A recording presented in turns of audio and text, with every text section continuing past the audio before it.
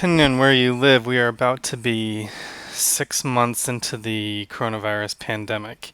And I know lots of people are feeling anxiety, a lot of people are feeling economic pain. So I really just want to do this video and some background on why I create a mindful community, not just for the pandemic, but in general, but also needed for the pandemic, and just kind of really ask people, like, really, how are you doing? Like, that's kind of what I just put on social media today is, real talk. We are 6 months into this pandemic. How is everyone doing?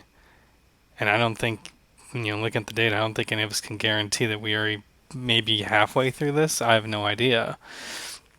So I want to talk, and this is what I really did is to create my own mindful kind of community. So if you feel like you want to join something to kind of take your attention off of it, either get some help for your anxiety or whatever's going on in the coronavirus, or at least have some different ways of looking at the world or some different thought exercises to distract you from what's going on, check out the description in the bio and see if it's the right fit for you, or reach out to me and we can have as many conversations as you want about it to see if it's the right fit for you.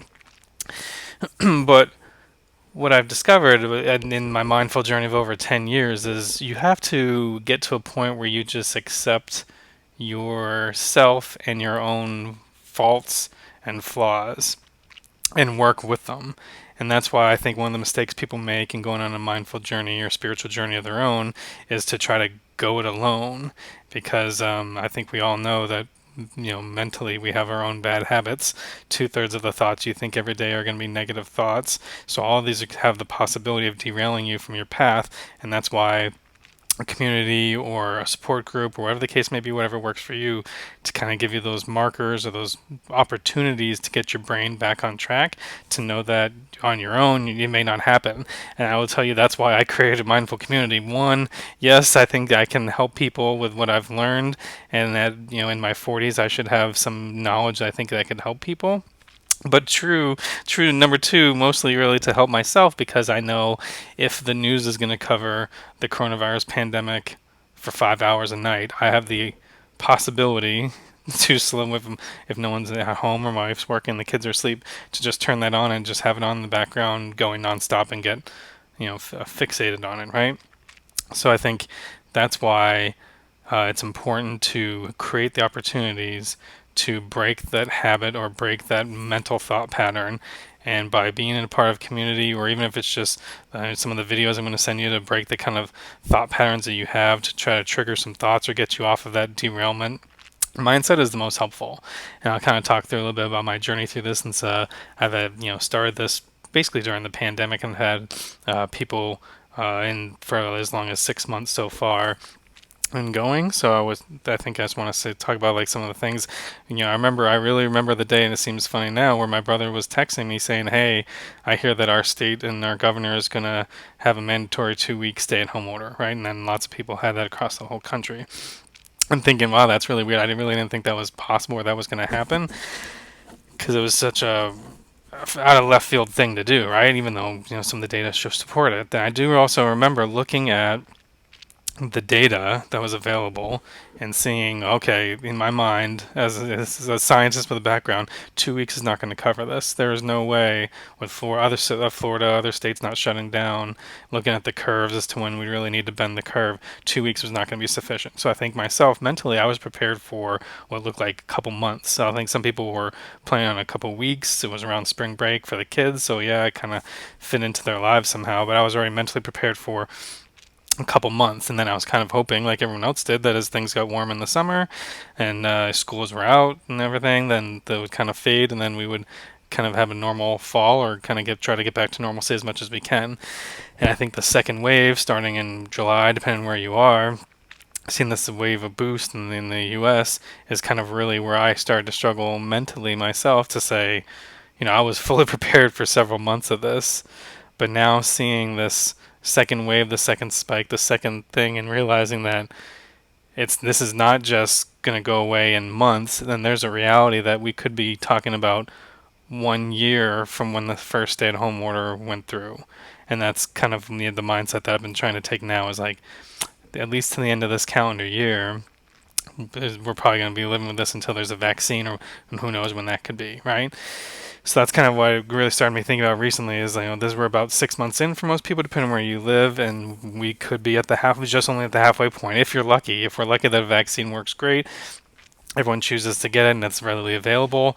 Who knows what that is going to get to? I'm not even going to think about that politically and so forth, but just the idea of mentally is going on. I think not only is there an economic crisis going on, financial crisis, all the people with mental health issues, or all those kinds of situations that get increased or exacerbated through stressful times.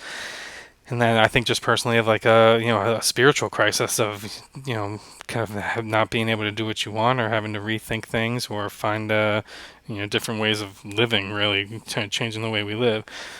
So that's why for me I wanted to create the Inner Wisdom Society as a mindful community, not necessarily, I mean, if at the best least case a distraction for people so that they can take their mind off of what's going on and try to think out towards the future, but then also for myself, knowing my own flaws, that at least having something to focus on as the creator or organizer of a community, that I would be responsible to the individuals of the community, so that would help keep me on task, right? It was like you would say in school and college, stuff like that, you never knew if you were ready to take the exam until you are able to teach someone a specific question or one specific aspect that you think is going to be on the exam.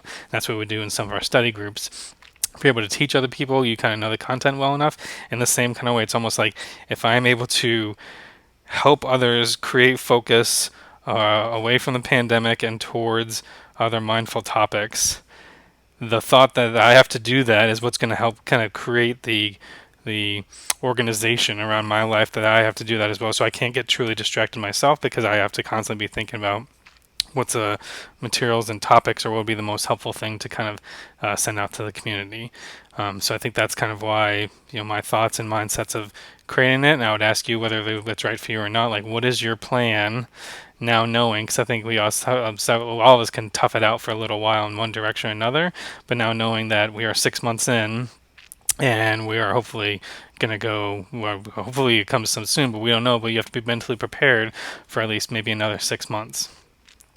And then I think about even in the beginning of the pandemic, at times it seemed like a gift. It's like, oh, I'm home more often. I can kind of change I don't have to commute. I can, do things. I'm going to be, now you start the things you're going to do. I'm going to wake up super early, and I'm going to meditate every morning, and I'm going to go for a run and do all those kinds of things. And some of those habits just never really took off. That's the reason why I think, having a community or people who can support you on your journey is super important, because honestly, I had high hopes for what I was going to do. And I would say the one thing that I did incorporate, because there's not much else, is I do a walk in the evening after dinner. So I just kind of always walk around the neighborhood, and I listen to positive things, on my headset and stuff like that. That helps me channel. That's one of the things that I think have been helpful, but there are many aspects that I kind of truly failed through, and that kind of one other reason why you should look to be in some kind of community or have some kind of plan to help you is because even as I started my mindful journey 10 years ago with all the energy and intention to do so, I probably did first parts of the year, did some guided meditations on YouTube videos, whatever the case might be. And then one New Year's, I decided that my New Year's resolution was going to be I was going to meditate on my own for at least 15 minutes every single day. And then I did that. I completed the entire year, and then even a little bit longer than that. And I loved it. I loved the feeling that I got from it. I loved. Became addicted to the sensation of doing it and the peace and calm that it brought on me. But I have to be honest, in reality, after that time, I extended for a little bit longer, but then of course I got out of the habit at some point, and I do meditate here and there, but not as committed or as regularly as I used to do before. So I think no matter where you are in your journey, even if I'm myself 10 years later and I'm super more committed to this path than I was 10 years ago, but I still struggle with some of the basic aspects, because you kind of always kind of struggle with yourself where you can get distracted. And that's why I think having as much of a community connection with other people, or at least create your own ways to break your own thought patterns, whether that's the text messages I send out to the community, or some of the videos, or some of the topics of conversation, or engaging with other people, so that way you can break your own negative thought patterns to get out of it, or have some opportunities to remind yourself, oh yes, I should be, on this kind of path, or I should be doing these other things, to try to help myself stay in as positive a mental standpoint as I can during this pandemic, as it looks like it's going to last a lot longer than we expected. So if you're interested and you think you would enjoy connecting with a community of like-minded people, or have the opportunity to have some positive interactions, or some more thought-provoking videos and text sent to you, check in the description below. Get in touch with me, ask me as questions as possible, and see if that would be a right fit for you. And then that way we can try to help each other get through this entire pandemic. Our topic for this month of September, if you're listening to this in September, is letting go and trusting the universe, timed perfectly for when the leaves start to turn color and the trees just trust that by letting go of their precious leaves, that it'll be okay and the leaves will come back in the spring. And we have to kind of learn to incorporate many of that aspects into many parts of our life. So check on the link below in the bio, and hope we can connect and go on this journey together.